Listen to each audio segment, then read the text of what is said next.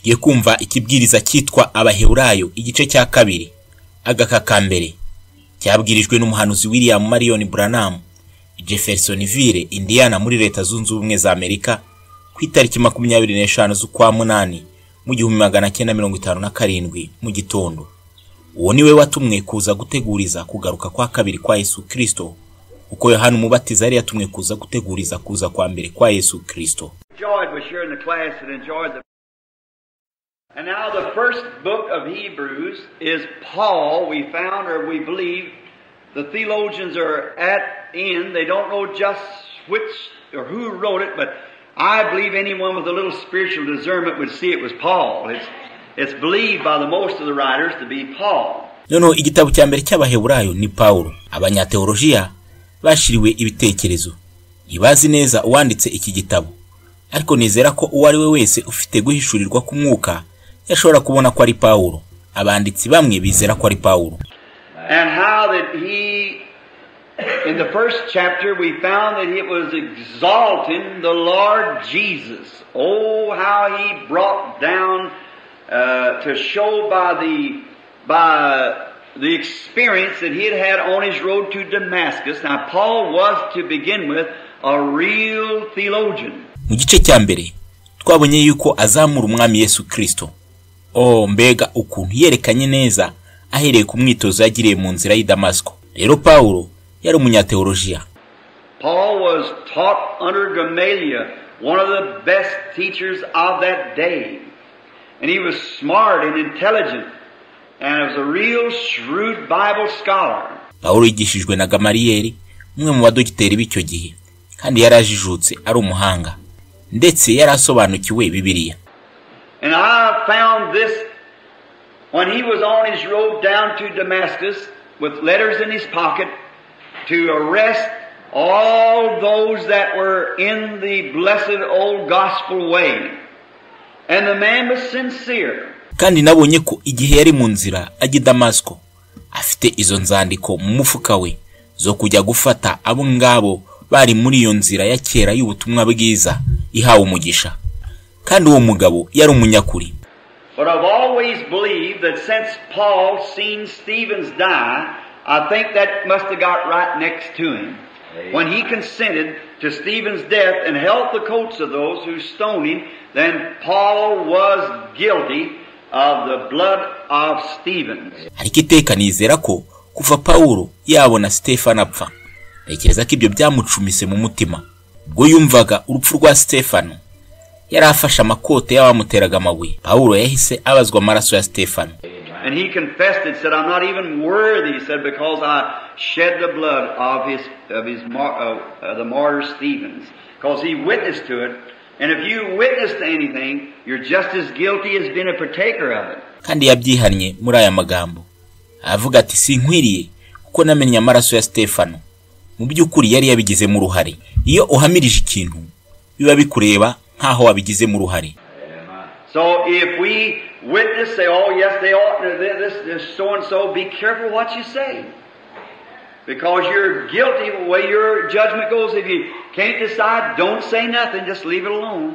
Bityo, utanze ubuhamya ukavuga uti, ntaba yakoze ibi cyangwa biriya. Witondere ibyo uvuga, kuko uburyo uca urubanza birakureba. Niba udashoboye guca urubanza, wigira icyo uvuga byihorere. Then when you testify that you are a Christian, then you're guilty. See, you're guilty of being a Christian. And you must live to that. Niba uhamiriza ko ari umukristo, rero birakureba.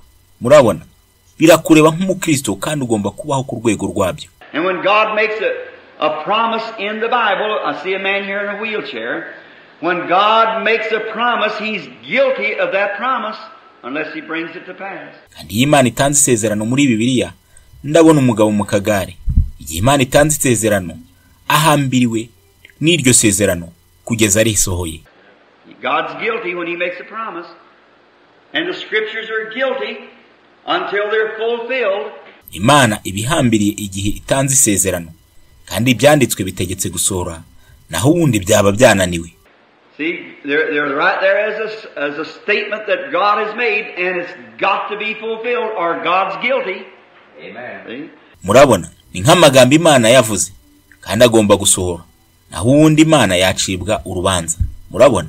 And so Paul, being a teacher and coming on his road down to Damascus that day, about noontime, I suppose, there was a great light shined out of the heavens, and it blinded him, and he fell to the earth. And he said, he wanted to know who it was. A voice spoke and said, Saul, Saul, why persecutest thou me? Mu by'ukuri Paulo yari umudogiteri, yari mu nzira ijya Damasiko uwo munsi. Ntekereza ko hari mu masaa 6, urumuri rumanuka mu ijuru rwaka kandi ruhuma, nuko yikubita hasi, avuga ko yashakaga kumenya uwo ari we. Avuga ko ijwi ryavuze riti, Sauli, Sauli, kuki undenganya? I believe the 8th chapter of Acts, he said, who is it that I persecute? Ntekereza ko ari mu gice cya 8 cy'Ibyakozwe n'Intumwa. Yarabaje ati, uwo ntoteza ninde? And the voice came back and said, I'm Jesus. Kandi ryarongera riravuga riti, ndi Yesu. Oh, I am Jesus, and it's hard for you to kick against the pricks. Oh, ndi Yesu, kandi birakugoye gutera imigeri ku mihunda. And what was Jesus then? Jesus, he was a light. Yesu yarindi. Yesu yari umucyo. Just a big light shining bright. Now to encourage us and get a basis here. How was he a light when he was a man? Urumuri rwakaga n'imbaraga. Noneho kugira ngo bidutere imbaraga zo gushyira urufatiro hano, yari umucyo ate kandi yari umuntu. Now, no one is a bunch of soldiers with Paul, temple guards, going down to put under arrest. Paul was the chief captain, and they were going down to arrest those people for their campaigns and so forth, and for their religious hope that laid within them. Paulo yaraherekejwe n'itsinda ry'abasirikare abarindaga urusengero, bari bagiye gufata abo bantu. Paulo yari kapiteni mukuru, kandi bari bagiye gufata abo bantu. Barimo bakora ibyo biterane byo kuvuga ubutumwa bwiza n'ibindi, kubera ibyiringiro by'Iyobokamana byari muri bo. But now, here was Jesus as a big light. Now, if you remember, in the beginning, Jesus was a light. Jesus was the Logos that went out of God. And he was the angel of the covenant that led the children of Israel through the wilderness. Ko noneho dore Yesu mu ishusho y'umucyo mwinshi. Noneho niba mwibuka, itangiriro Yesu yari umucyo. Yesu yari Logos, yasohotse mu Mana. Yari marayika w'isezerano wayoboye abana ba Isiraheli mu butayu. And he was a pillar of fire that they looked at. Kandi yari inkingi y'umuriro bareberagaho. And when he was here on earth, he said, I came from God and I go back to God. So if he came from a pillar of fire into a man, then if he went back to where he went back to a light again.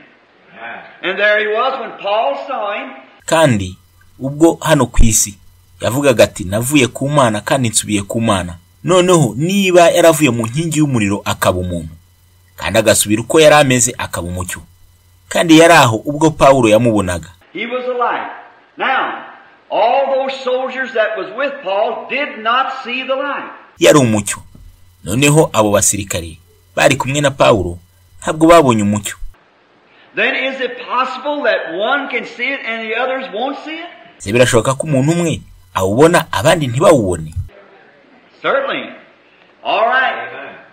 Paul saw it, but the rest of them did not see the light. Nukuri neza. Paulo yarawubonye ariko abandi ntibawubona. Now, when Peter was in prison, we find out this light came in the jail, opened up the doors, and that light blinded the rest of the guards as they walked out. Peter going, and when he got to the door, it just opened itself quietly, closed behind him. From the inner jail, he went to the outer door. It opened by its own self, closed quietly, and then he went to the gap, went out into the city street. Kandi noneho ubwo Petero yari mu nzu y'imbohe, tubona ko uwo mucyo winjiye mu nzu y'imbohe ufungura inzugi, maze uwo mucyo uhuma abarinzi. Mu gihe basohokaga, Petero arahita ageze ku muryango urifungura buhoro, hanyuma urongera urifunga wonyine. Asohoka mu nzu y'imbohe y'imbere ajya mu nzu y'imbohe yo hanze. Urundi rugi rurifungura rwonyine kandi rurongera rurifunga buhoro. Nuko asohokera mu muryango ajya mu mihanda yo mu mudugudu. And he rubbed his eyes as if to say, was I dreaming? He didn't know what had happened. Yibyiringira mu maso nko kuvuga ati, ese ndarota? Yumvaga ibyamubagaho. But the angel of the Lord, the same angel that was a pillar of fire that walked Moses to the sea and spread her forth. Amen. Oh, and the Dead Sea, the Red Sea, walled up on both sides. Ariko marayika w'umwami Imana, marayika umwe wari inkingi y'umuriro, wayoboye Mose ku nyanja kandi wayigabanyijemo kabiri. Oh, inyanja itukura ikora inkute ebyiri. And Israel passed over, and when they come to the swelling Jordan, maze Isiraheli irambuka. Kandi ubwo bageraga kuri Yorodani mu gihe cy'imyuzure y'amazi, he did not make himself visible there, but he was there because he just opened it up. Amen. And they went across in April.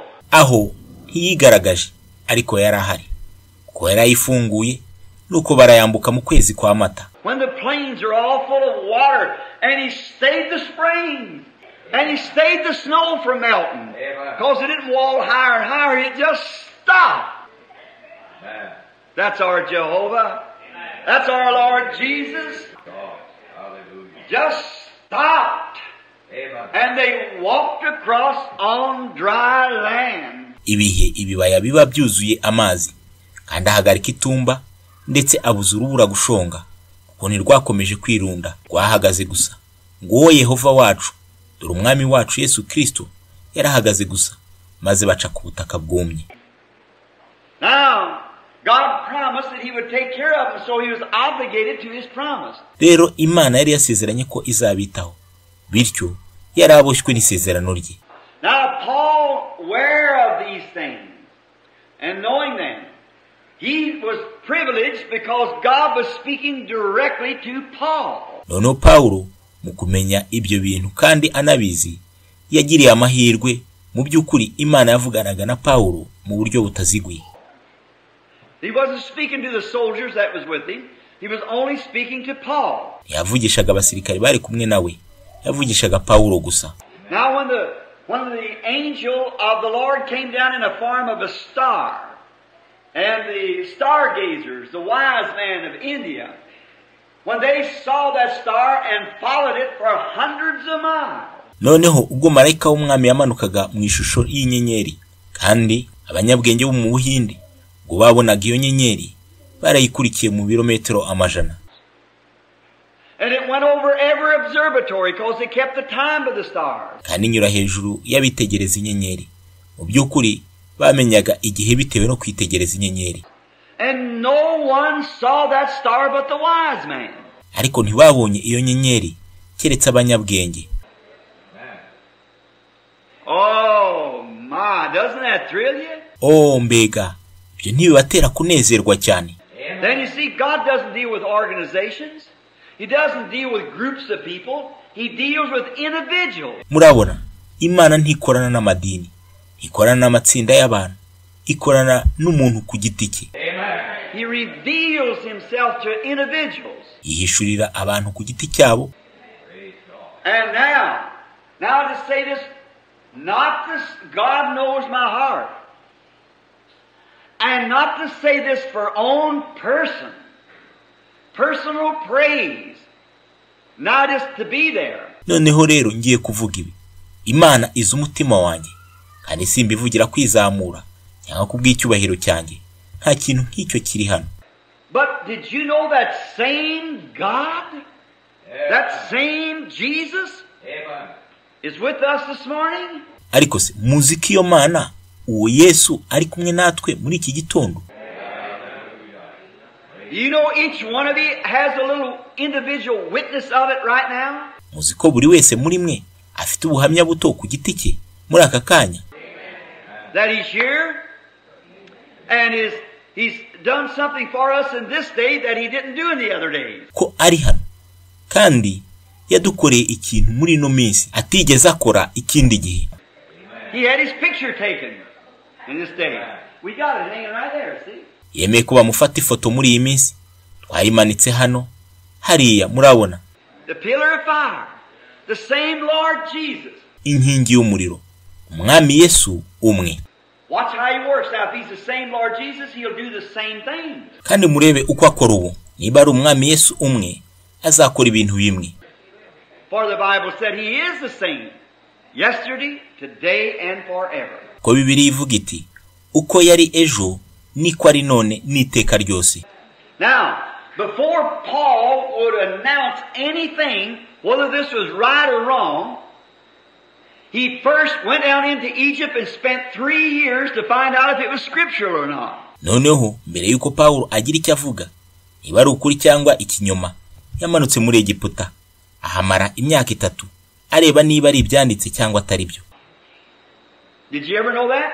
After Paul's conversion, he went to Egypt for 3 years. Ibyo mwari mubizi. Nyuma yo gukizwa, Paulo yagiye muri Egiputa, ahamara imyaka 3. There he abode, and therefore he learned this great wisdom. Yarahagumye, kandi naho yaboneye ubwo bwenge bwose. Now, not in any comparison at all, I'm just giving you how the Holy Spirit still remains the same. Atari ugushaka kugerageza kwigereranya na gato. Ngiye gusa kubereka ko Umwuka Wera ahora ari wa wundi, atajya hinduka. Now, my church here remembers years ago when this angel would appear and would show things. I was a little skeptic of it. All of you know that, you old timers. Noneho itorero ryanjye hano baribuka igihe hashize imyaka ubwo marayika yazaga maze atwereka ibyo bintu. Ntabwo nabyizeraga, kandi namwe abakuru ibyo murabizi niba ari byo. If that's right, raise up your hand when you've heard. You're looking at church yet from the old timers. See? Zamura ibiganza igihe mwamwumvaga, murebe itorero kuva igihe cya kera kugeza iki gihe. Murabona, I was skeptic because preachers told me it was of the devil. Ntabwo nabyizeraga kuko abavuga butumwa bari barambwiye ko ari ibya Satani. And I kind of believed it. But I waited. I wouldn't say nothing about it. Kandi nabaye nkaho mbyizeye, ariko ndategereza. Ntabwo nashakaga kugira icyo mbivugaho. But oh, blessed be the name of the Lord. One night yonder he come down, an angel, and revealed it in the Scriptures. Amen. And he was, and when I seen it in the Scriptures, then to blast across the world with it. Amen. The message. Oh, hahabwa umugisha izina ry'umwami. Muri ririya joro yaramanutse marayika, yabihishuye mu byanditswe ko yari. Kandi ubwo nabonaga ibyo bintu mu byanditswe, icyakurikiyeho kwari ukwirukanka isi yose n'ubu butumwa. From there is when old Robert A. Allen, Tommy Osborne, Tommy Hicks, and what more? Aho niho havuye Oral Roberts, A. Allen, Tommy Osborne, Tommy Hicks, n'abandi. See, it's a message to the people. And Jesus is the same yesterday, today, and forever. Is scripturally. Hamwe n'ubu butumwa babujyanira abantu. Kandi Yesu ko yari ari ejo, niko ari none n'iteka ryose, n'ibyanditswe. He's the same. He does the same. He is the same. And he works the same. He manifests himself the same. And he's here this morning the same. Niko ahora, n'ibyanditswe. Akora mu buryo bumwe kandi yigaragaza mu buryo bumwe. Kandi ari hano muri iki gitondo ntahinduka. Now we may see him, we may not. Whatever it is, we got a witness right now that he's here. Bishoboka ko twamubona cyangwa ntitumubone, ariko uko byagenda kose dufite ubuhamya nonaha ko ari hano. Now, we find out that Paul, upon this experience, and in writing these letters, most of them from jail. Noneho tubona ko Paulo ahereye kuri uwo mwitozo yanditse amabaruwa amwe muri yo yayandikiye mu nzu y'imbohe. He had compared the Old and New Testament. Yagereranije isezerano rya kera n'isezerano rishya. Now remember, the last writer of this Bible, by inspiration, God came down and told him, if any man shall add anything to it, or take anything away from it, the same will be taken out of the part of the book of life for him. Noneho mwibuke ko umwanditsi wa nyuma w'iyi Bibiliya binyuze mu guhumekerwa, Imana yaje maze ikamubwira ngo ntihagira umuntu wongeraho ikintu kuri iri cyangwa akagira icyo akuraho uwo umwe umugabane we uzakurwa ku gitabo cy'ubugingo kubwe. So we'd be daring to add one thing to it. Oh, it must stay as it is. Mustn't be anything added to it. And we must contend for everything that's in it. I don't want any more, and I don't want any less. I want just what it says. Rero ntitwatinyuka kongera ikintu na kimwe. Bigomba kuguma uko biri. Nta kigomba kongerwaho. Kandi tugomba kurwanira ibirimo byose. Ntacyo nshaka kirenze. Nta nicyo nshaka ko kibura. Shaka gusa icyo rivuga. Now, this book of Hebrews, the reason I've chosen it, one purpose, one thing, this letter of dear brother Branham and so forth, and we want to stay with the Word. Noneho iki gitabo cy'Abaheburayo impamvu nagihiseho ni ibaruwa. Wavuga uti mwene data Branham kuki nibindi turashaka guhagarara ku ijambo. Now, the first chapter was the exalting of Jesus.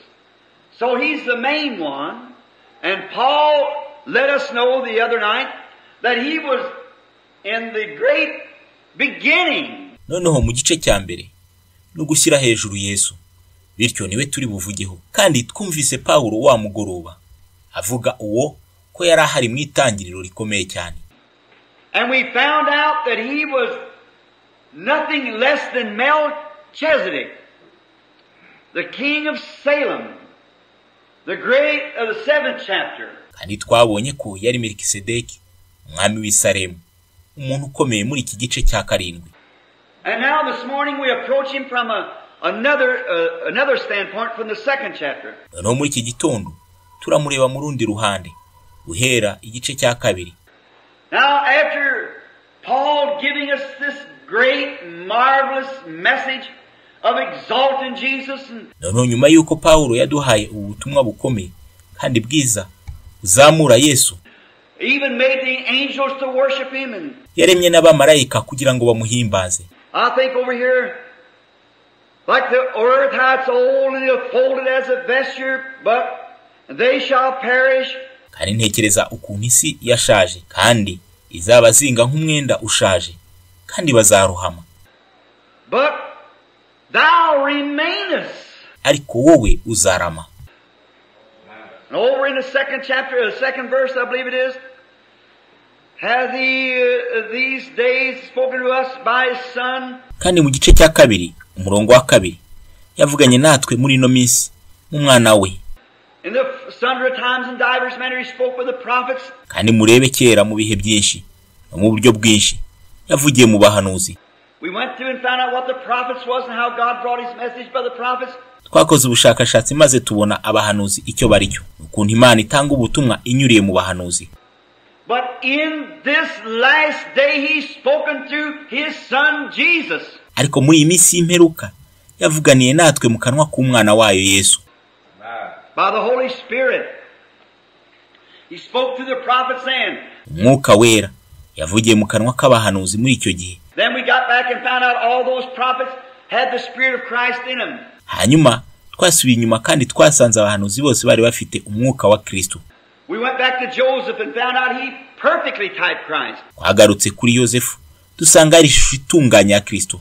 Went back to Moses and found he perfectly typed Christ. Twagarutse kuri Mose maze dusanga ari ishusho itunganye ya Kristo. Then we come down then to even David. And when David was rejected in Jerusalem, not knowing why, but went up over the hill and looked back on the Mount of Olives and wept over Jerusalem because he was rejected. Hanyuma twagiye no kuri Dawidi. Kandi ubwo Dawidi yangwaga i Yerusalemu atazi impamvu, yuriye umusozi maze areba inyuma ku musozi wa Elayono, maze aririra Yerusalemu kuko yari yanzwe. 800 years the man, the son of David, was rejected as king in Jerusalem and sat on the same hill and wept. Nyuma y'imyaka 800 umwana wa Dawidi yaranzwe nk'umwami w'i Yerusalemu, yicara ku musozi maze ararira.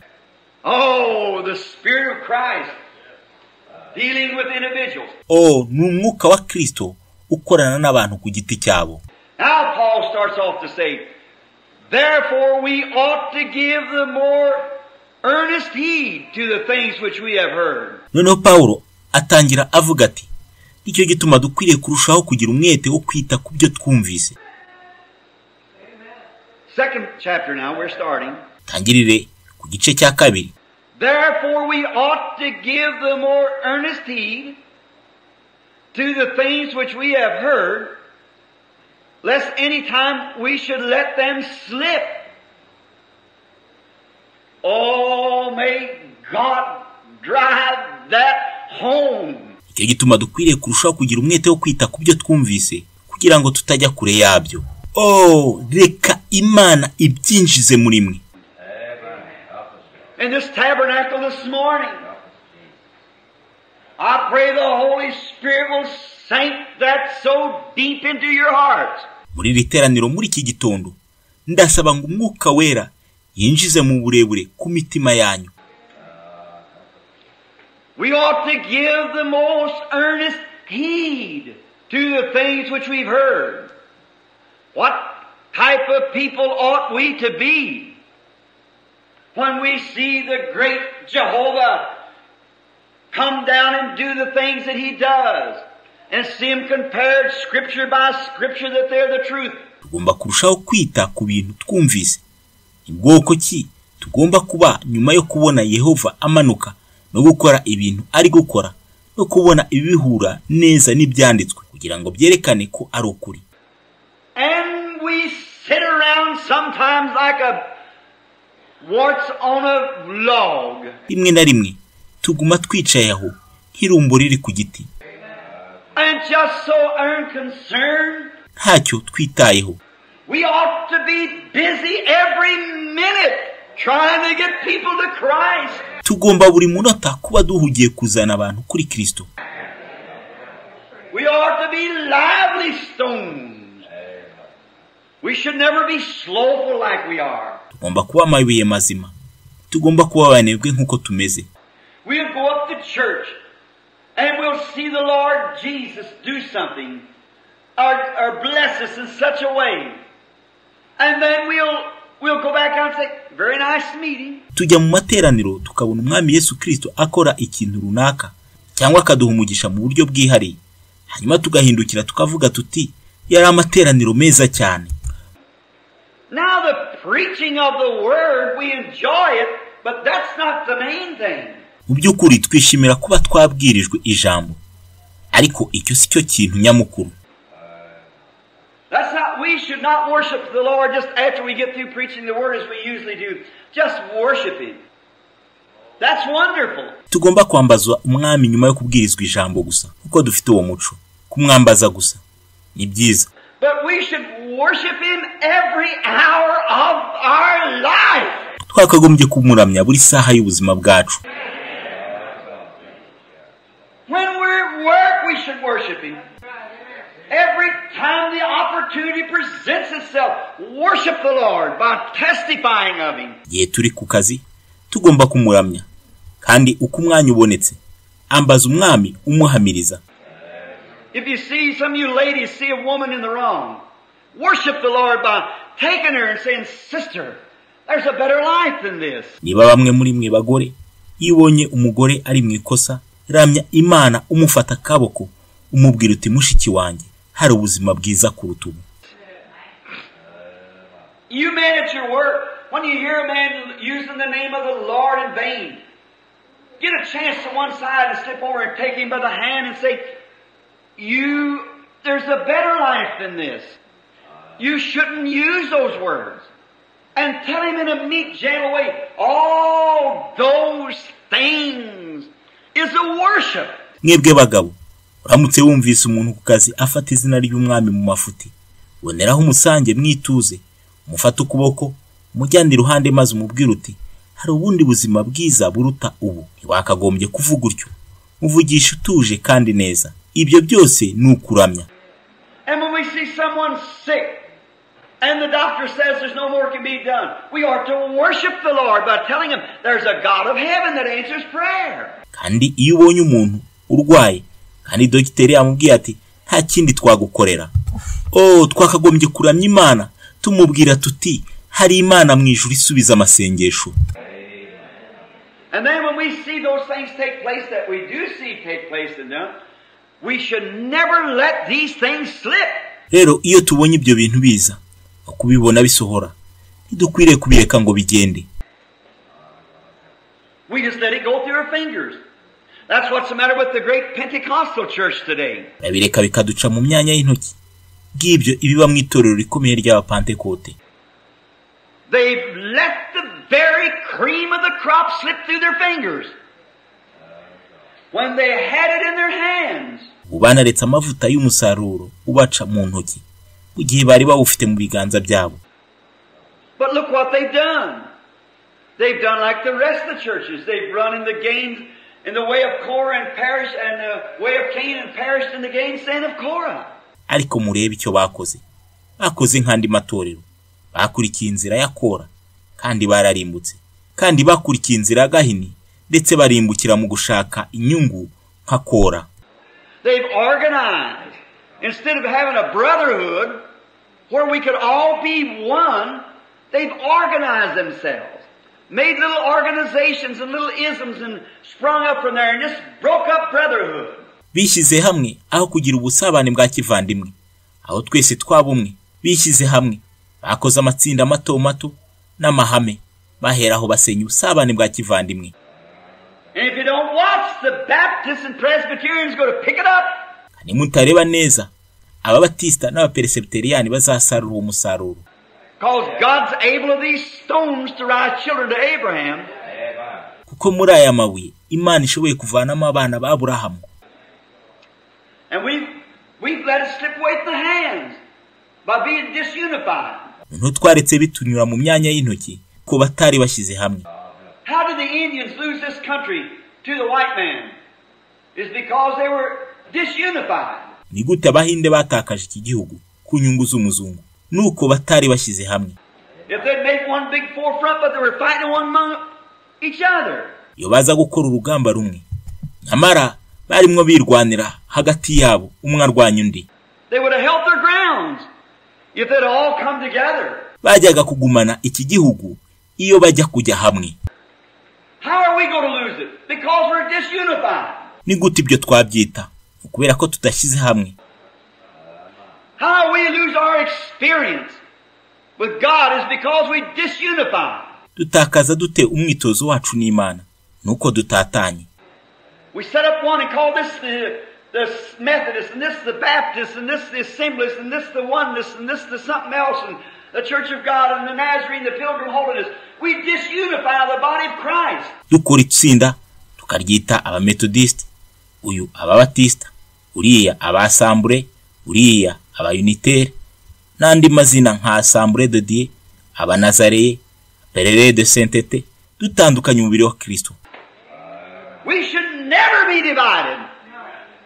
We might differ in ideas, but let's be heart and heart brothers. Amen. Ntitwakagombye gutatana. Dushobora kugira ibitekerezo bitandukanye, ariko tukaguma turi bene data, duhuje imitima. God wants us to be. He died for the entire church of God. Amen. And we do not want to be disunified. Imana ishaka ko twashyira hamwe. Yapfiriye itorero ryose ry'Imana, kandi ntidushaka gutatana. Now we ought to give the most earnest heed. Noneho niyo mpamvu tugomba kurushaho gushyira hamwe. Lest anytime we should let them slip. Utinya ko twajyanwa kure yabyo. For if the words spoken by angels were steadfast. Kuko niba ijambo ryavuzwe n'abamarayika ryarahamirijwe. You hear? Ese murabyumva neza? If the words spoken by the angels. Now angel is a messenger. Amen. The word angel means a messenger. Niba ijambo ryavuzwe n'abamarayika, noneho marayika ni intumwa. Ijambo marayika risobanuye intumwa. And it just got through in the first book here. Ari tumaze kubibona mu gitabo cya mbere hano. God in sundry times and divers manner spoke to the fathers by the prophets.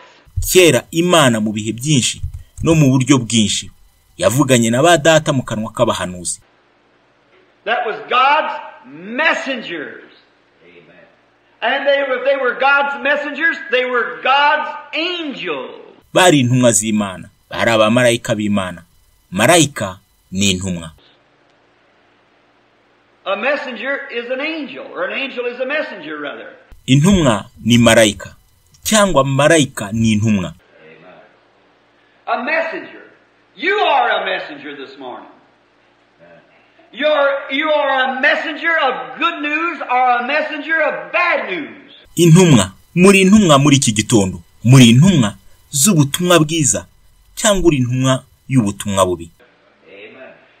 Oh, isn't it beautiful to know that we are ambassadors? Oh, ese si byiza kumenya ko turi bambasaderi. That we are angels and messengers of the resurrection. Ko turi abamarayika, ko turi intumwa z'umuzuko. And we are God's messengers to the sinful world. Kandi turi intumwa z'Imana kuri iyi si y'ibyaha. That Christ lives. In our hearts he lives. Kugira ngo Kristo uriho abeho mu mitima yacu. In our spirits he lives. Mu mwuka wacu abari haba. And he brings us from the low debauched life of sin and exalts us up and gives us a hallelujah in our soul and makes us new creatures. Kandi adukure mu buzima bubi bw'ibyaha bwangiritse maze atuzamure hejuru nuko aduhereze haleluya mu bugingo bwacu ndetse aduhindura ibiremwa bishya. We are messengers, angels of the covenant. How wonderful. Turi intumwa abamarayika bisezerano, mbega ukuntu ari byiza cyane. And now in the Old Testament, if the words spoken by angels were steadfast, that it had to be right. Kandi noneho n'isezerano rya kera niba amagambo yavuzwe n'abamarayika yarakomeye bityo ibyo byaje kuba ukuri. In the Old Testament, before a prophet's word could be made manifest, it had to be examined and proved. N'isezerano rya kera mbere y'uko ijambo ry'umuhanuzi ryemerwa nk'ukuri bagombaga kubanza kurigenzura no kuryemeza. They wasn't loose with it like we are today. Just go out and have any kind of sensation or anything else. Oh, glory to God, that's it. You're mistaken. Ntibakerensaga nk'uko tumeze muri iki gihe, aho umuntu asohoka n'ibyiyumvo runaka cyangwa ibindi akavuga ati oh icyubahiro kibi cy'Imana dore nibi, aho uribeshye. The Bible said that in the last days the devil will impersonate Christianity so close till it will see the very elected if possible. Bibiliya ivuga ko mu minsi ya nyuma Satani izigana ubukristo ku buryo yashuka n'intore niba bishoboka. It's right. So we must test it. Nibyo tugomba kubigenzura. And how did they test it in their day? To the Urim Thummim. Babigenzuraga bati mu gihe cyabo na Urimu na Tumimu. The breastplate of Aaron that had those stones in it, carbuncle, jasper, diamond, ruby, sapphire, all those stones that represent the birth of these 12 patriarchs was in the breastplate of Aaron. Mwambaro Aroni yambaraga mu gituza yari ifite ayo mabuye ya nofkina, yaspi, diama, ruby, safir. Ayo mabuye yose yerekanaga kuvuka kwa basogokuruza 12 yari ku gituza cya Aroni. And when a prophet prophesied and that sacred light flashed over it, God said that is the truth. Kandi umuhanuzi yahanuraga ndetse urwo rumuri rwera rwamurikagaho rukagarurwa, Imana yabaga ivuze iti nukuri. But no matter how real it seemed, if it didn't flash on that, it wasn't the truth. So that Urim Thummim went with that priesthood. Uko byaba bisa nkaho ari byo kose, urwo rumuri rwamurikagaho ntirugarurwe ntiyabaga ari ukuri. Bityo iyo Urimu Tumimu y'Imana yarangiranye n'uwo murimo w'ubutambyi. But this Bible is God's Urim Thummim today. Ariko iyi Bibiliya ni Urimu na Tumimu y'Imana muri iki gihe. And when a prophet prophesies, it must absolutely flash with the Bible. Iyo umuhanuzi ahanuye ibyo bigomba kumurika bihuye na Bibiliya. Then God says, then he comes down and proves it. nuko Imana ikavuga iti rero azamanuka maze abihamirize. Oh, how I can glorify God today. Amen. I'm thinking back of another Sunday morning about like this, when I was leaving the tabernacle, and you people were weeping and asking me not to go. Amen. But when I preached on David and Goliath, Oh, nashimira Imana bingana iki uno munsi. Ibutse igitondo kimwe nk'iki. Ubwo navaga mu iteraniro mu gihe mwebwe mwarimo murira, munsaba kutagenda. Ariko ubwo nabwirizaga kuri Dawidi na Goliyati. and how you're going to face that cold and different world that says the days of miracles is past. N'uburyo mugomba guhangana n'iyi si ikonje kandi itagira icyo yitayeho. Ivuga iti igihe cy'ibitangaza cyararangiye. I said there's one big giant, and as soon as we can slay him, the rest of them will take courage. Naravuze nti hariho igihangange gikomeye, nitukica abandi bazagira imbaraga. And the Lord granted that. Amen. And then there was an old Roberts and the Jaggers and so forth pulled the sword, and we fought the enemy out of the land, shut their mouths. Kandi umwami yatanze icyo kintu. Rero habayeho Oral Robert na Jaggers n'abandi bakwiye inkota mu rwubati, kandi twarwanyije umwanzi ndetse twamutaye hanze, twamufunze umunwa. They can't say that miracles don't happen because here they are. Sure, God's word is eternal. Ntibashobora kuvuga ko nta bitangaza bigikorwa kuko tubibona n'ahantu by'ukuri. Ijambo ry'Imana ni iry'iteka. Flashed on the Urim. Flashed on the word. That's his Urim Thummim. Imurika kuri Urimu, imurika ku ijambo. Ibyo niyo Urimu na Tumimu. And when it flashed on that, it was positive. And to anybody that's needy, if you're a sinner, you want to know how to get saved, believe on the Lord Jesus Christ. Kandi iyo rimuritse kuri yo ni byiza. Kandi kuri buri wese ufite icyo akeneye, niba uri umunyabyaha kandi ukaba ushaka uko wakizwa, izera umwami Yesu Kirisito. Today we got so many things you have to do. You have to turn new pages, you have to do this and do that in order to get saved. I think of the Philippian jailer. When this jailer asked Paul, what must I do to be saved? If been you or I, we'd have told him the things he ought not to do. Muri iki gihe dufite byinshi byo gukora. Tugomba guhindura amapaje mashya. Hagomba gukorwa ibi, gukora biriya kugira ngo ukizwe. Ndatekereza kuri wa murinzi w'umunyefilipi. Ubwo murinzi yabazaga Paulo ati niki nakora ngo nkizwe. Yaza kuba nge cyangwa mwebwe twari kumubwira ibyo agomba kudakora. You ought to quit drinking, you ought to quit gambling, you ought to quit this, you ought to quit that. Paul never told him that. Ugomba guhagarika kunywa inzoga, ugomba guhagarika gukina urusimbi, mbese ugakora kureka ibi, ugomba kureka biriya. Paulo ntacyo yamubwiye nk'ibyo. He just told him the things he ought to do. Paulo ntacyo yamubwiye kubijyanye n'ibyo. Yamubwiye gusa ibyo yagombaga gukora. Believe on the Lord Jesus Christ and thou shalt be saved. Izera umwami Yesu Kristo urakizwa. Now, he that heareth my words and believeth on him that sent me has everlasting life. That's the Urim Thummim flashing. Noneho wumva amagambo yanjye kandi akizera uwanyohereje afite ubugingo buhoraho. Ni Urimu na Tumimu imuritse. St. John 5:24. I'm the Lord, heals all thy diseases. James 5:14. Call the elders, anoint them in all prayer, faith shall save the sick. The Urim of flashing. Yohana 5:24. Ndi umwami ugukiza indwara zawe zose. Yakobo 5:14. Muhamagara abakuru maze bamusige amavuta. Isengesho ryo kwizera rizakiza umurwayi. Urimu iramuritse. That's God's eternal word. I don't care how many atheistic, infidelic, agnostics, skeptics rise up, God will stand by his word. Ni ijambo rihoraho ry'Imana. Ntabwo nitaye ku buryo abahakana Imana ari benshi, abanyabyaha, abatemera iby'umwuka, abahakanyi, uko bahaguruka kose ntacyo bimbwiye. Imana ihora ikiranuka ku ijambo ryayo. He promised he would do it. Yasezeranije kubikora.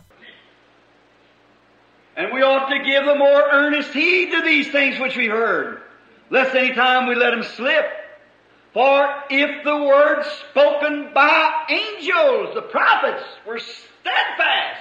Niyo mpamvu tugomba kurushaho kuguma ku bintu twumvise kugira ngo tutajya kure, kubera ko niba ijambo ryavuzwe n'abamarayika abahanuzi byarakomejwe. Worthy? We could spend a week on this. Ese koko nibo dushobora kumara icyumweru kuri ibi ngibi? Was it steadfast when Moses spoke? It sure was. How about Elijah setting up on top of the mountain? Amagambo ya Mose igihe yavugaga yarakomeye. Yego nukuri. Byari byifashe bite na Eliya wari wicaye mu mpinga y'umusozi? The Lord told him, "Get up there, Elijah. I'll stay there with you. Want some fellowship?" God likes to fellowship with his people. Mwami yaramubwiye ati zamukayo Eliya, ndagumana nawe hariya, ndashaka gusabana nawe. Imana ikunda gusabana n'abantu bayo. But we won't stand still long enough for him to fellowship with us. Ariko twe ntituguma hamwe umwanya ngo ibone uko isabana natwe. We're so busy skipping about from place to place and so much. Sit still, Elijah. Batwiruka hirya no hino kandi igihe cyose guma hamwe Eliya. He wanted 3 years and 6 months of fellowship. Yashakaga imyaka 3 n'amezi 6 by'ubusabane. We can't give him 3 minutes hardly. Ni gake tuyiha iminota 3. 3 years and 6 months of constant fellowship. We yamaze imyaka 3 n'amezi 6 aho ngaho nta kinyuzemo hagati. Oh, I love that. Oh, ibyo ndabikunda. So don't worry about the cooking. We'll have that already fixed up. Iramubwira iti ntugire ikibazo kubwo guteka, biraza bihiye. The crows is going to feed you. And everything's going to be all right. Bikona bizakugaburira kandi byose bizagenda neza cyane. I just want some fellowship. Nkeneye rwose ubusabane. This old prophet Elisha sitting up there on top of the mountain. Uwo muhanuzi ushaje Eliya yari yicaye hariya haruguru. While he was fellowshipping with God, while the captain said, "I believe I'll go up and get him." Now don't you never try to break that fellowship. Gomba kuguma hariya mu mpinga y'umusozi. Kandi mu gihe Eliya yasabanaga n'Imana, mu by'ukuri kapitene yaravuze ati ntekereza ko ngiye kugufata mpiri. Rero ntimukagerageze kurogoya ubwo busabane. So the captain come up with his great army of man at 50 and he said, I come to take you, Elijah. Bityo kapitene araza n'abasirikare 50 kandi aravuga ati nje kugufata mpiri Eliya. And Elisha stood up, watch out. Here's the prophet of the Lord. Nuko Eliya arahaguruka, mwitegereze n'umuhanuzi w'Uwiteka. He said, if I be a servant of the Lord, let fire come from heaven and devour you, and down come the fire. Aravuga ati niba ndi umugaragu w'Uwiteka, reka umuriro umanuke mu ijuru maze ugutwike, kandi aho hamanuka umuriro. Captain said, oh, you know what? The king brother said that was probably a thunderbolt, just some lightning is passing over and it struck him. I'll send another 50. Nuko kapitene aravuga, oh, muzi byari byo. Umwami nako aravuga ati bishoka kuba ari inkuba yabakubise.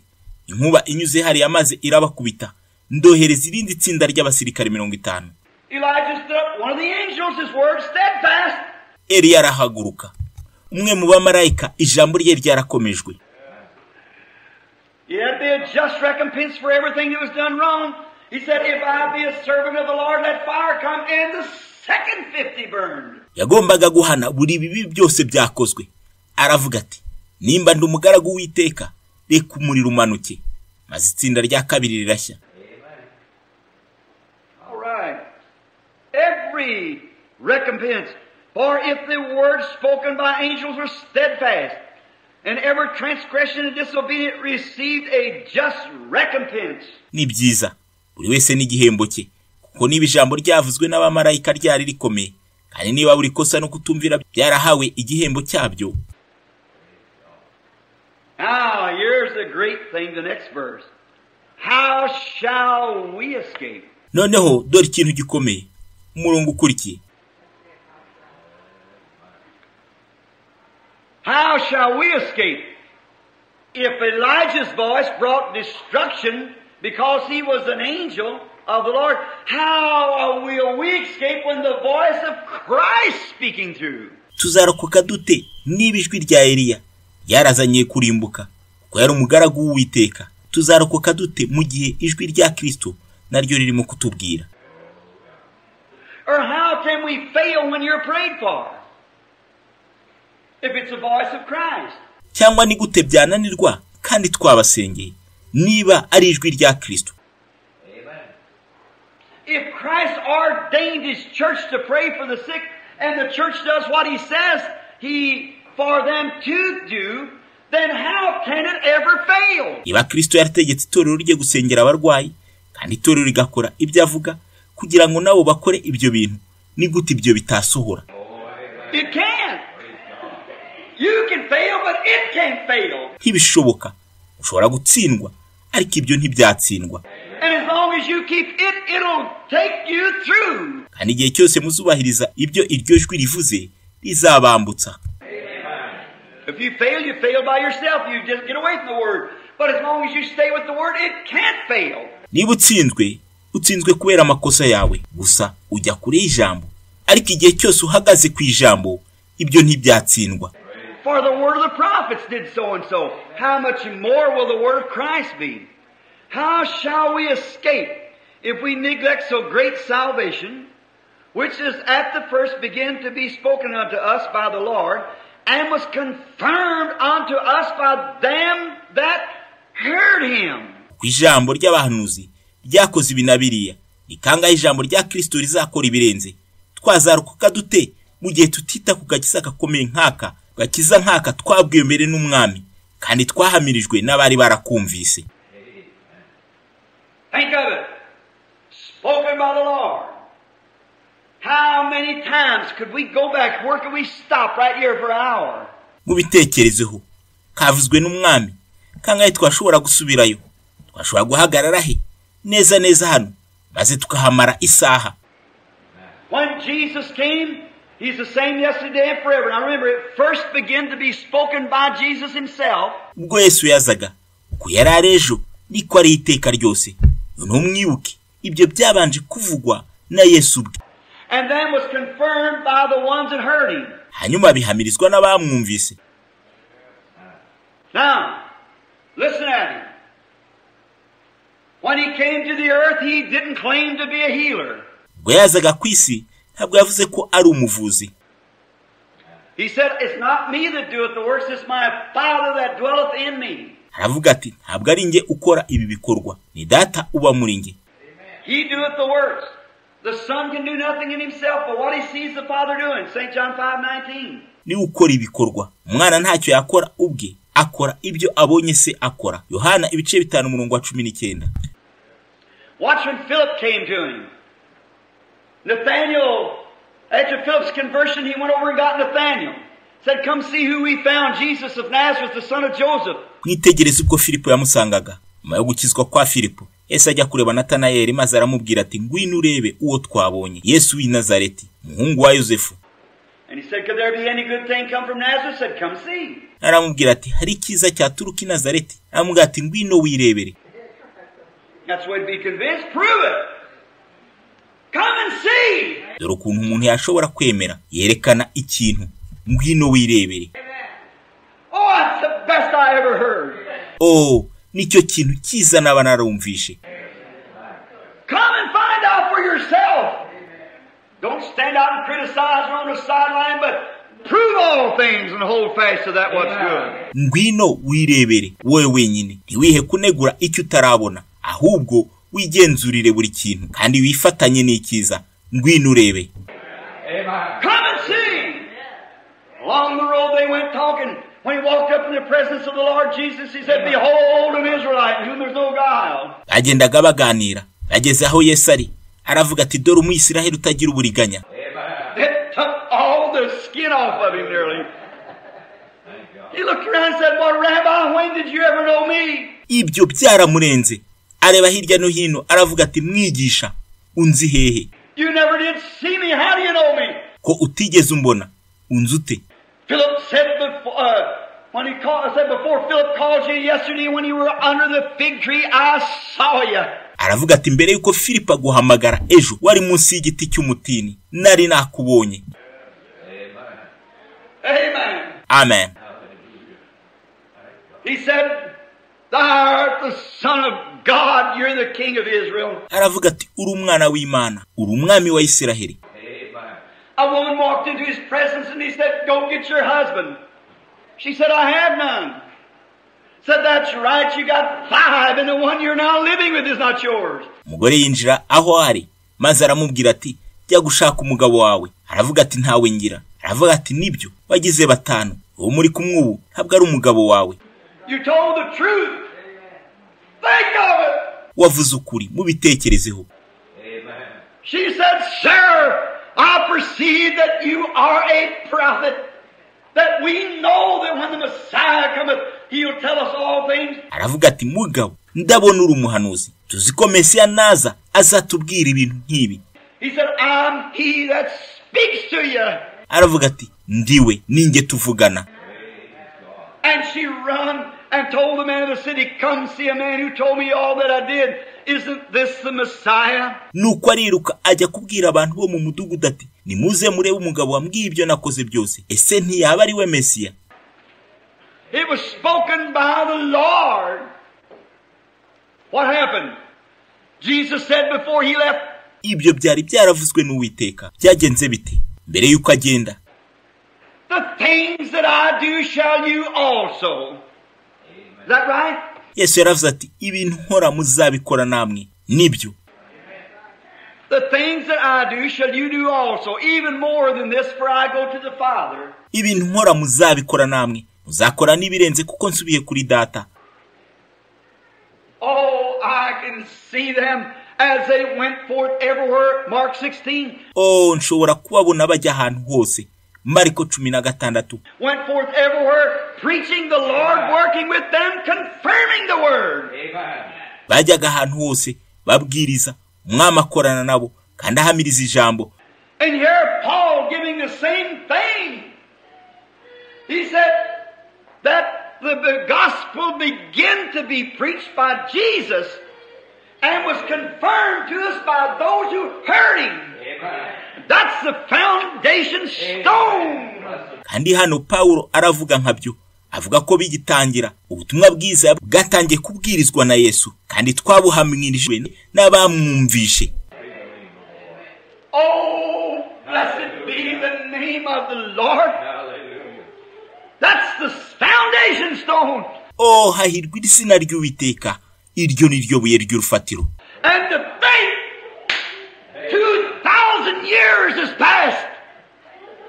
Atheists has raised and infidels and skeptics and agnostics. But today that same Jesus confirms his word in the same manner by those who hear him. Kandi mwibaze ko hashize imyaka 2000 abapagani barahagurutse, abahakanyi, abatemera iby'umwuka, abatizera, ariko ubu uwo Yesu umwe ahamiriza ijambo rye mu buryo bumwe kuri abo bamwumva. Hear him don't mean just to hear a sermon. That means hear him. Yes. Kumwumva ntabwo bivuze kumva ikibwiriza. Ibyo bivuze kumwumva. Yego. How shall we escape? Where is our escape? Oh, you say, bless God, I belong to the Methodist Church. I'm a Presbyterian. I'm a Pentecostal. That doesn't have one thing to do with it. Tuzarokoka dute twarokokera he? Oh, mwavuga muti Uwiteka habwa icyubahiro. Ndo mwitorero ry'abametodiste, ndo mu Presbyterian, ndo mu Pentecote. Ibyo ntaho bihuriye na gato. And you get on a sideline and want to call it spiritualism or some mental telepathy or some devil or something. Shame on! Mugahagarara hariya mukabyita iby'abapfumu, ibyo gusoma mu mitwe y'abantu, amadayimoni cyangwa ibindi nk'ibyo, mukozwe n'isoni. If every word was steadfast by the angels, Jesus said, it's not a little while and the world won't see me no more. Yet ye shall see me, for I'll be with you, even in you, to the end of the age. And when we see him come down to continue to confirm his word, how shall we escape if we succor to some church? Niba amagambo yose y'abamarayika yarakomejwe, Yesu aravuga ati hasigaye igihe gito, isi ntizongera kumbona, ariko mwebwe muzambona, kuko nzaba ndi kumwe namwe no muri mwe kugeza ku mpera y'igisekuru.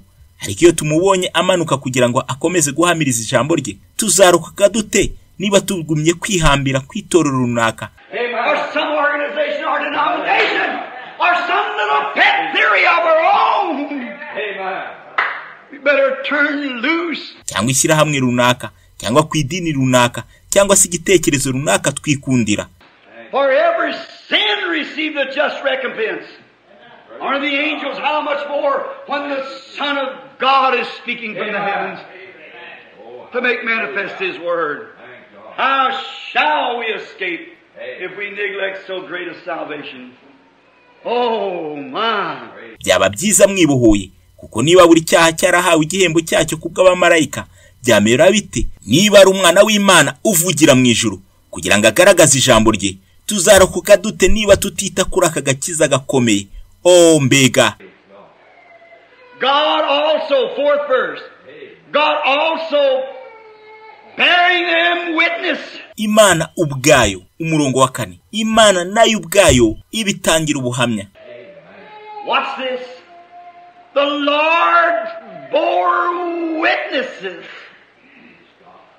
Oh, I am so happy for that.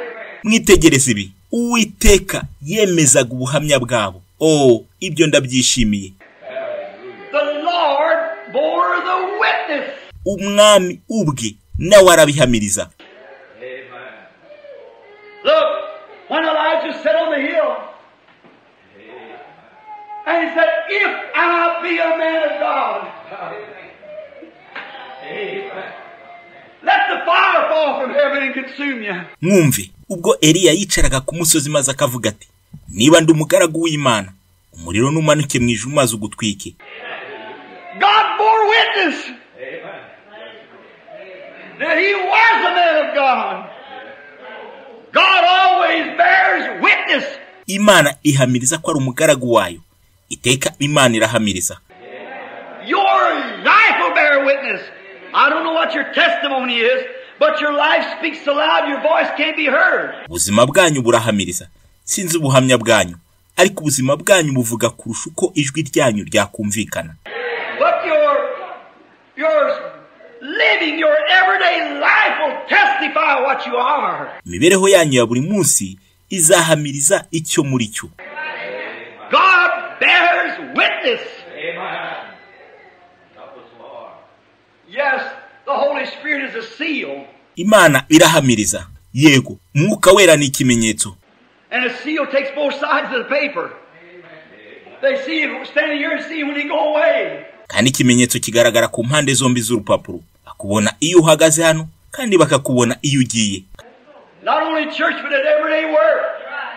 You're sealed on both sides. Kandi si ku rusengero gusa, ariko no mu kazi kawe ka buri munsi ushyizweho ikimenyetso ku mpande zombi, Inside and outside. imbere n'inyuma. By the joy that you have and by the life that you live, you're sealed in and outside. Kandi kubw'umunezero ufite ndetse no kubw'ubuzima ubayeho ushyizweho ikimenyetso imbere n'inyuma. That you know you're saved and the world knows you're saved by the life that you live, for God bears witness. Ariko muzi ko mwakijijwe, kandi n'abisi bamenya ko wakijijwe kubw'ubuzima ubaho, kuko Imana ibuhamiriza.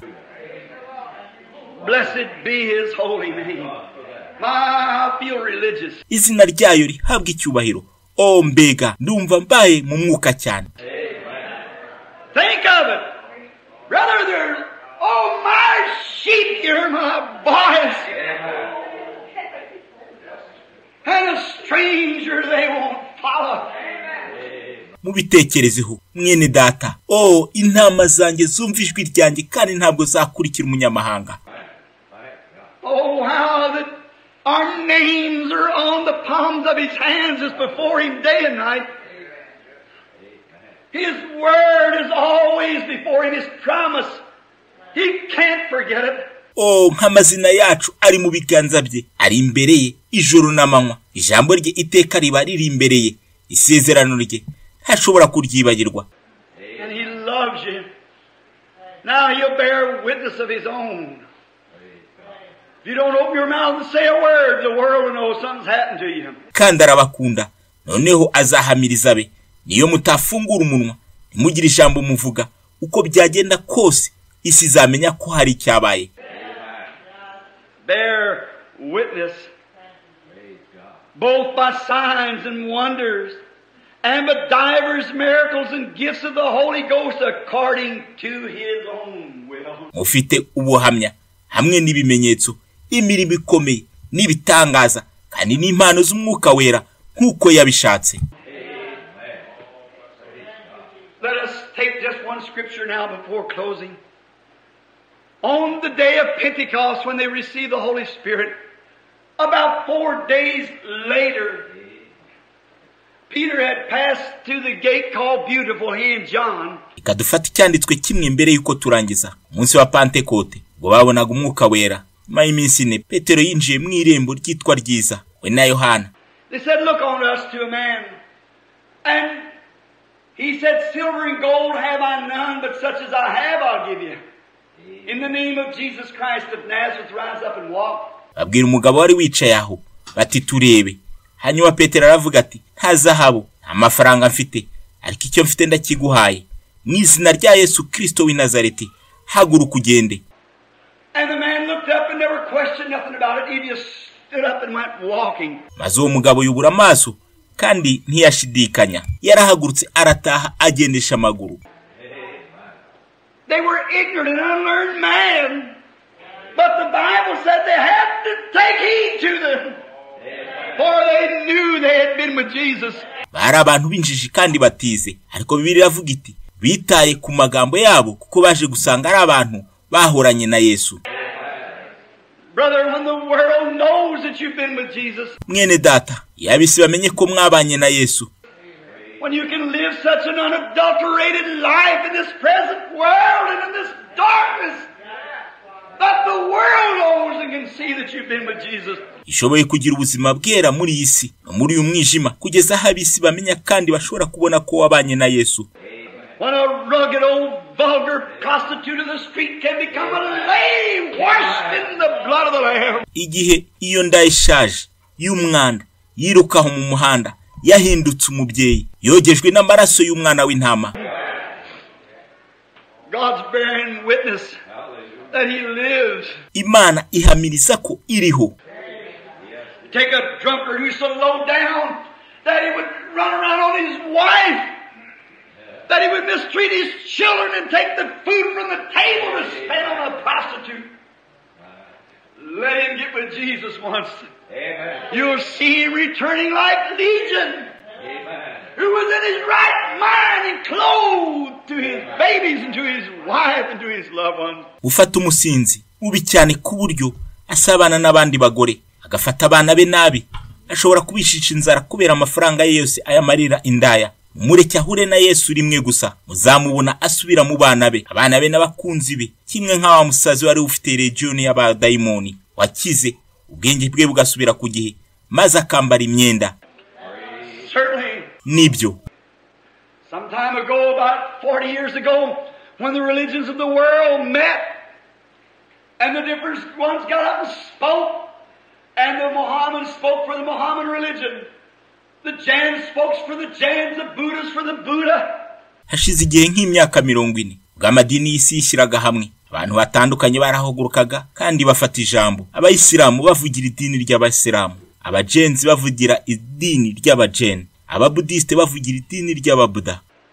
And when little doctor, I forget what his last name was just at this time. I didn't know his name, but I have forgotten him. He spoke to represent Christianity. Kandi dogiteri umwe ntabwo nibuka izina rye nonaha, ari nzi izina rye ariko nararyibagiwe, yavuze mu izina rya Gikristo. And he told the story of Lady Maccabee of Oklahoma in America. She was so ornery and so low down that even when they went to kill her, they wouldn't even put their hands on her. She's so vulgar and vile. They had her arrested on a charge, smoking a cigar. Maze avuga amateka y'umugore w'Imakabe aho i Oklahoma muri Amerika. Yari yanduye cyane kandi asa nabi ku buryo n'abari bagiye kumwica ntibashakaga no kumukoraho. Yari mubi cyane, baramufashe ko bamuregaga ko yanyoye ibiyobyabwenge. Driving a stagecoach and broke the laws, the records in Oklahoma when she passed through the street driving 4 head of horses. Kuba yari yarenze ku amategeko ya Oklahoma ubwo yagendaga mu muhanda atwaye iryo gare rikururwa n'amafarasha ane. And she was so vile and so dirty until society wouldn't even get around where she was at. Yari mubi kandi yari yanduye ku buryo ntawashakaga kwegera aho yaba ari. Byageze aho n'abo bicanyi bagiye kumwica ntibashakaga no kumukoraho. So much so when the executors was going to execute her, they wouldn't hang her. They just poured tar and feathers on her to kill her. Byari bikabije ku buryo bari bagiye kumwica batashoboraga kumwica bamumanitse, nuko bamusukaho ibyo bigodoro n'ibindi kugira ngo bamwice. And when this little preacher give her story in such a way till they had the people sitting on the end of their seats listening what would be next. When he got down to that very vile, dirty, low down to the laws, wouldn't even want to fool with she is so low. Kandi igihe uyu mubwiriza muto yarimo avuga ayo mateka muri ubwo buryo, kugeza igihe abantu bari bicaye inyuma mu myanya yabo barimo bumva bategereje igikurikiraho, yerekana uburyo yari mubi cyane, yanduye, ari hasi cyane, kugeza ubwo n'abanyamategeko batemeraga kuba bakemera kuvugana nawe. The very devil of hell would reject such a person, really, the way he told the story. Yari mubi cyane, habe na Satani aho igihenomu yashoboraga kumwanga ukurikije uko yavugaga inkuru. Then he said, gentlemen of the religions of the world, has your religion got anything that would clean the hands of Lady Maccabee? Noneho aravuga ati, bagabo nshuti mwe mufite iyobokamana mw'isi, ese hari ikintu mufite mw'iyobokamana ryanyu cyashobora kweza ibiganza by'uyu mugore Makabe? Everybody sat still. Then he clapped his hands together and jumped up in the air. He said, glory be to God. The blood of Jesus Christ will only clean her hands, but it'll clean her heart and make her hands. Tell you amazing grace, how sweet the sound that saved a wretch like me. Abantu bose baraceceka, nuko akoma mu mashyi arasimbuka, maze aravuga ati, icyubahiro kibi cy'Imana, amaraso ya Yesu Kristo ntiyakoze ibiganza bye gusa, ahubwo yamwoza n'umutima, maze akamugira ikiremwa gishya. Nimwumve ubuntu butangaje, o mbega ijwi rituje, bwakijije umunyamwanda nkanjye. I once was lost, but now I'm found. I was blind, but now I see. Kera nari narazimiye, none narakijijwe, nari impumyi, none ndabona. This grace that taught my heart to fear, it was grace my fears relieved. N'ubuntu bwigishije umutima wanjye gutinya, n'ubuntu bwakijije ubwoba umutima wanjye. How precious did that grace appear the hour I first believed. Certainly. Nikangaho ubwo buntu bwambereye ubw'agaciro mu itangiro ryo kwizera kwanjye. Nibyo.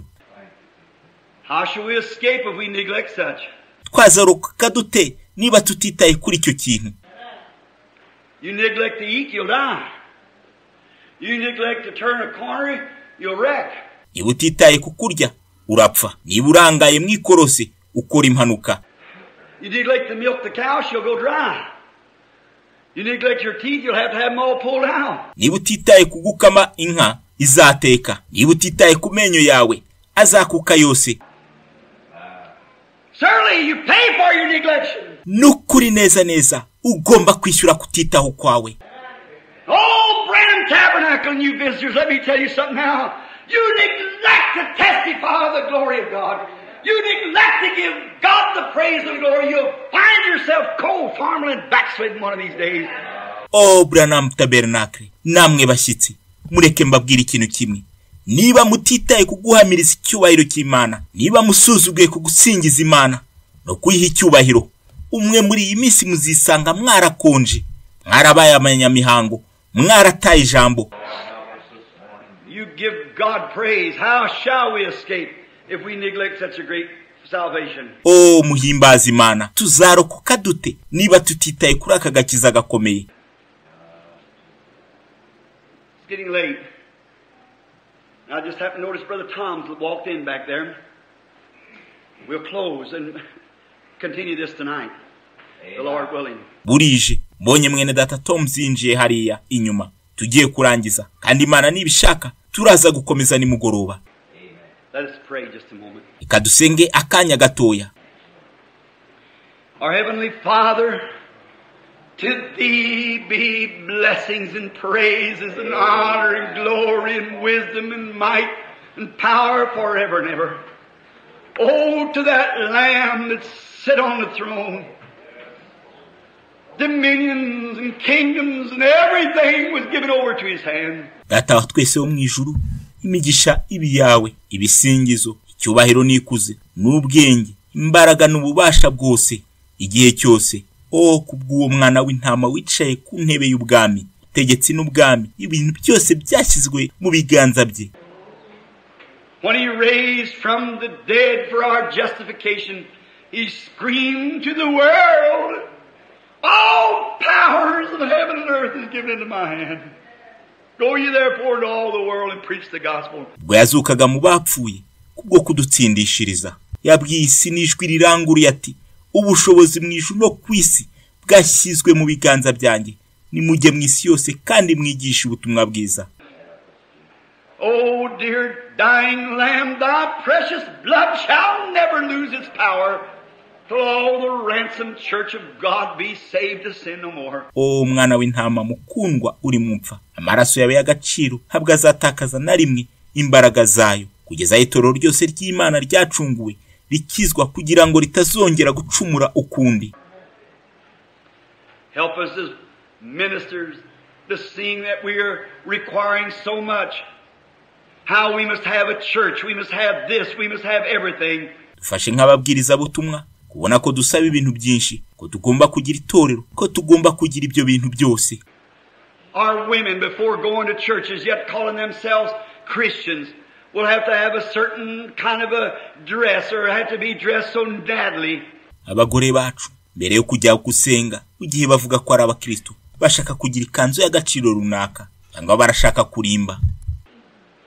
And preachers will have to have so much money before they'll come and everything has to be so and so. Oh Christ, when I read here how they wander about in sheepskins and goatskins, lived in the dens of the earth and caves, they wander about under vile persecution and yet obtain the faith under the ministry of angels. N'abavuga butumwa baba bagomba kugira umubare w'amafaranga runaka mbere yuko baza, kandi ngo byose bigomba kuba bimeze uburyo runaka. Kristo, iyo nsomye muri iri jambo ukuntu bazerereye hirya no hino, bambaye impu z'intama n'impu z'ihene, ukuntu babaye mu masenga y'isi no mu buvumo, bajyaga hirya no hino, hariho gutotezwa gukomeye, kandi muri byo byose bagize ukwizera kubw'umurimo w'abamarayika. How will we escape when the Lord Jesus has given us fine homes and cars and clothes and food? Tuzarokoka dute mu gihe umwami Yesu yaduhaye amazu meza, amamodoka, imyambaro n'ibyo kurya?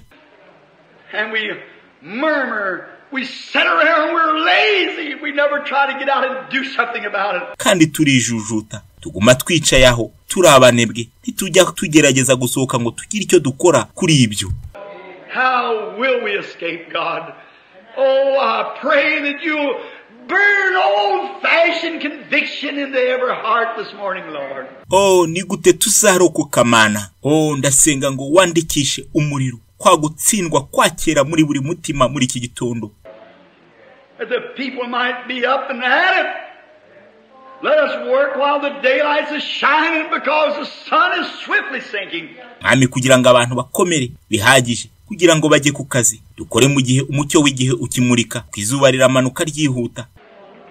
And civilization is going, and there will be no more time, it will blend into eternity. Kandi n'iterambere riragiye, kandi ntihazabaho igihe ukundi, kandi iki kizamirwa mu iteka. Oh God, grant today that we go with fresh vision, with wisdom, with understanding to know how to approach sinners and bring them to Christ. Mana, duhe uno munsi kugendana n'imyumvire mishya n'ubwenge no gusobanukirwa kugira ngo tumenye uko twakwegera abanyabyaha no kubazana kuri Kristo. Hear the prayer of your servant, Lord. I ask that there be any here that doesn't know Christ as their Savior, would you raise your hand and say, remember me, Brother Branham? Umva isengesho ry'umugaragu wawe mwami. Ndibaza niba hagati yacu hatari umuntu utazi Kristo nk'umukiza. Zamura ikiganza maze uvuga uti, munyibuke mwene data Branham. Would you just raise your hand and say, remember me? I want to be a Christian. Ndashaka kuba umukristo. Sinzongera kutitaho ibi bintu. Imana iguha umugisha. I don't want to neglect it any longer. God bless you back there, sir. Someone else say, I want to raise my hand, Brother Branham, and I want to accept Christ as my Savior. I've neglected all the time. Oh, I go to church. Sure, I belong to church. Mugabo uri hari inyuma. Ese hari undi wavuga ati, ngiye kuzamura ikiganza mwene data Branham, kandi ngiye kwakira Kristo nk'umucunguzi wanjye. Nirengagije iki kintu igihe kirekire. Oh, nta gushidikanya. Njya mu rusengero. Ndi umunyamuryango w'itorero.